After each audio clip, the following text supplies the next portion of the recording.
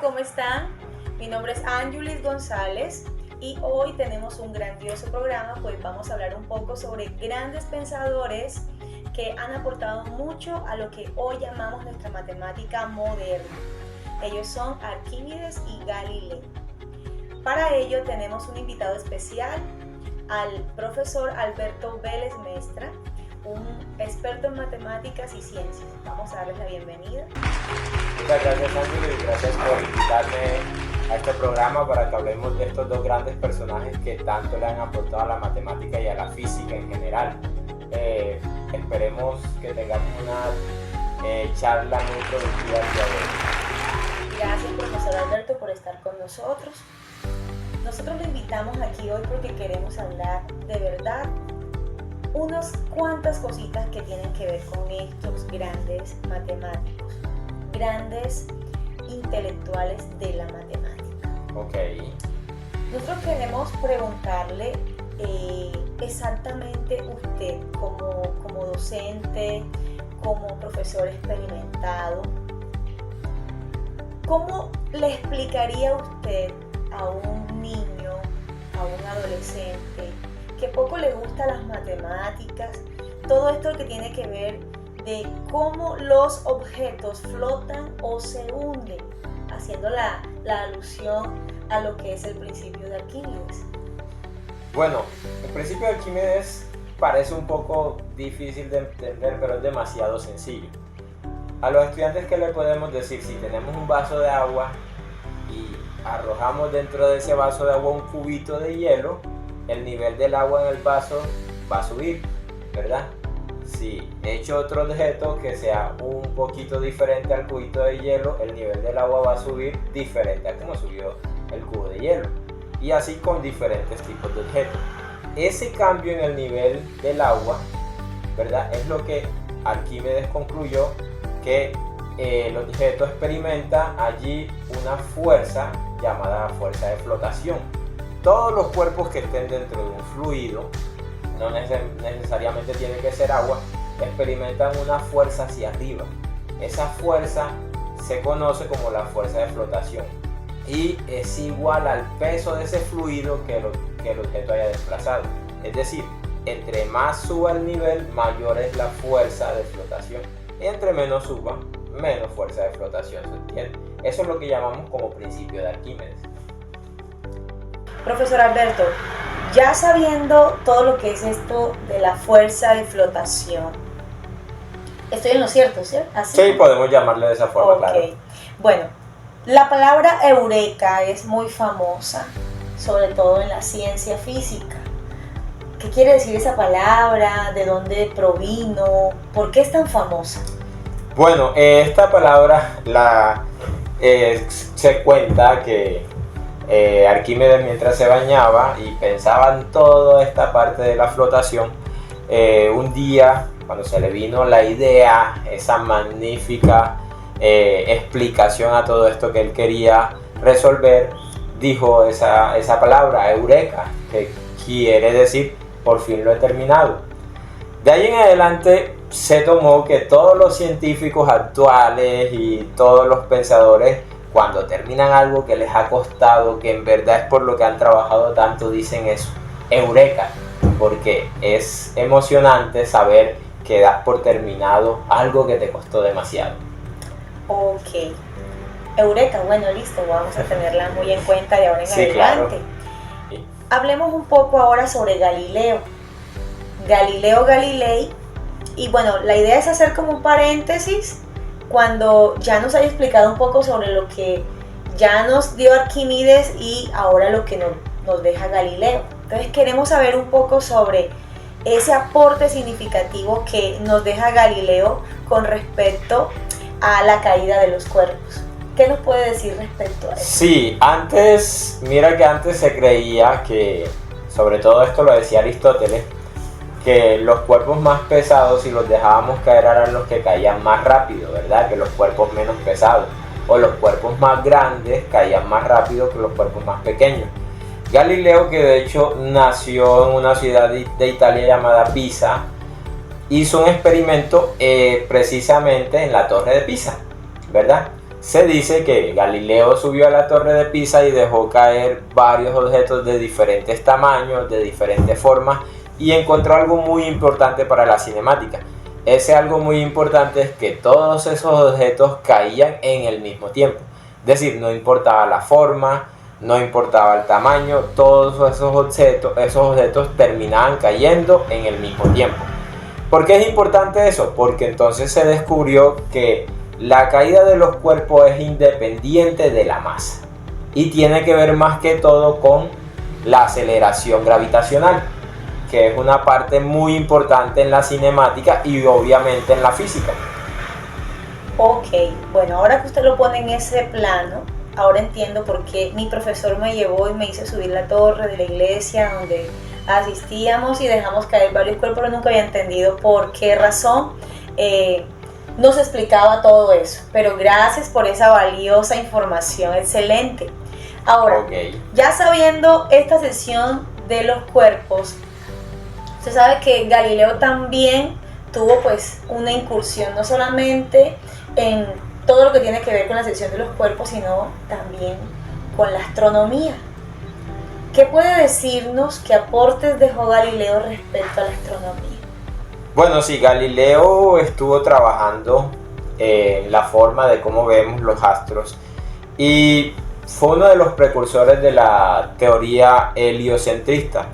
Ya Copérnico había hablado mucho de esta teoría, que básicamente lo que nos dice es que los planetas giran alrededor del Sol y no al revés, que el Sol gira alrededor, por ejemplo, de la Tierra, que era lo que se creía en su tiempo por la Iglesia Católica, porque decir lo contrario, según la Iglesia, era estar en contra de ciertos pasajes bíblicos.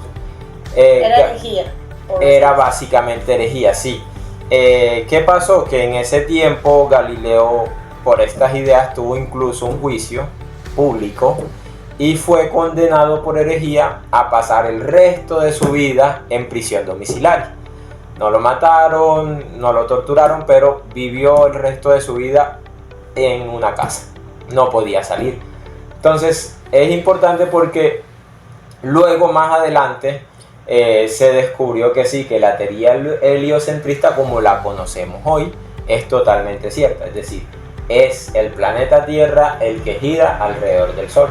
Eso tiene implicaciones importantes que luego otros pensadores hablaron de ella, como Kepler con sus famosas leyes de Kepler, pero Galileo aportó mucho en ese tema también. Bueno, entonces podemos decir que Galileo Galilei, al igual que Arquímedes, pues en sus tiempos diferentes, porque igual fueron tiempos diferentes de cada uno en realidad aportó mucho a la matemática moderna, porque todo esto que usted nos está comentando lo seguimos viendo ahora en la matemática moderna, su aplicación sigue persistiendo. Exactamente, sí. Hoy en día se estudia mucho en las aulas de clase, todavía debemos de hablar del principio de Arquímedes, todavía hablamos, ¿verdad?, de la caída de los cuerpos con aquel famoso tema llamado caída libre. Pero tenemos que tener en cuenta que Arquímedes no fue solamente un físico, también fue matemático, ¿verdad? También aportó mucho a la geometría. Se dice que de hecho Arquímedes hizo mucho por el cálculo integral, esa rama de la matemática que algunos consideran muy difícil, pero que en realidad es sencilla. ¿Cómo lo hizo? Pues Arquímedes trató, por ejemplo, de mirar cuál era el área y cómo hallar el área que hay debajo de una parábola. Y como todos sabemos, pues la parábola es una curva, no una recta, entonces se hace un poco difícil. El principio que Arquímedes utilizó es un principio llamado principio exhaustivo, que consistía en ir tomando pequeñas aproximaciones, construyendo pequeños rectángulos dentro de la parábola, y luego entre más rectángulos se construían, más se aproximaba al área de la parábola. Okay. Más o menos eso era lo que se hacía. Profe, pero como estamos en un programa que no solamente lo ven adultos, también hay niños, ¿podría explicarles en qué consiste esto, parábola? Como para que ellos se ubiquen y sepan qué es a lo que le apuntó Arquímedes. Bueno, sí. La parábola la podemos ver desde el punto de vista, aquí podemos hablar también de Galileo. Galileo hizo unos grandes aportes a la cinemática, que es la parte de la física que estudia el movimiento de los cuerpos sin tener en cuenta lo que lo produce. Cuando tenemos un objeto, podemos tener aquí unas llaves, ¿verdad? Si yo tengo estas llaves y las dejo caer, la trayectoria que tuvieron esas llaves fue totalmente lineal, pero si yo lanzo las llaves, tenemos que la llave dibujó una pequeña curva. Esa curva que dibujó la llave es lo que podemos llamar parábola, ¿verdad? Esa pequeña curva que se trazó allí. ¿Y qué pasa? Arquímedes estudió un poco de la forma geométrica de estas curvas, pero luego Galileo concluyó que el movimiento de un proyectil lanzado, por ejemplo las llaves cuando las lancé, tienen una trayectoria parabólica, y hay toda una teoría sobre el movimiento parabólico de los cuerpos o de los proyectiles lanzados. Ok, entonces sabiendo todo eso, hay una estrecha relación entre Arquímedes, que fue mucho antes que Galileo. Sí.